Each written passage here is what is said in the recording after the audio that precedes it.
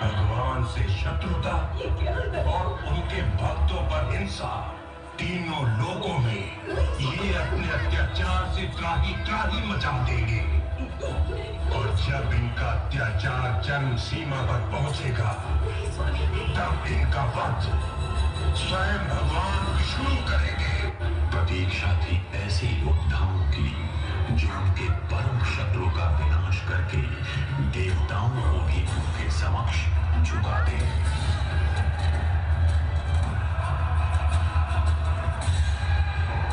उन्होंने जुड़वा भाइयों को हर तामसिक विद्याओं से परिचित करवाकर अथवा विभिन्न प्रकार के अस्त्र शस्त्र से महाबली बनाया।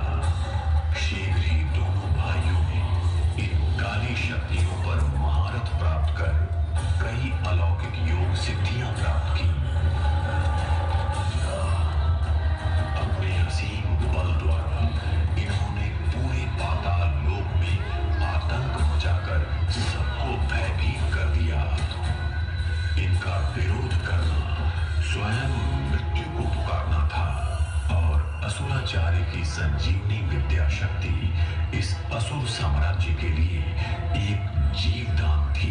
इसके पश्चात दोनों भाई हिरण्याक्ष और हिरण्यकश्यप भगवान विष्णु के वध के लिए देवलोक पर आक्रमण किया। भूलोक नहीं, भूमि को ढूंढने के लिए। समझ गया भैया। इस कार्य के लिए मुझे आशीर्वाद दो।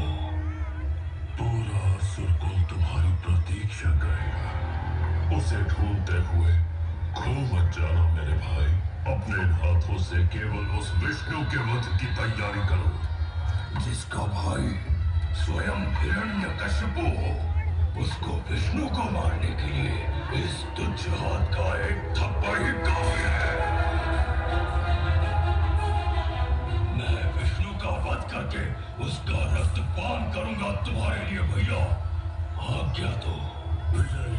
हिरण्याक्ष अपने बड़े भाई से आज्ञा लेकर भूमि देवी को बंदी बना लिया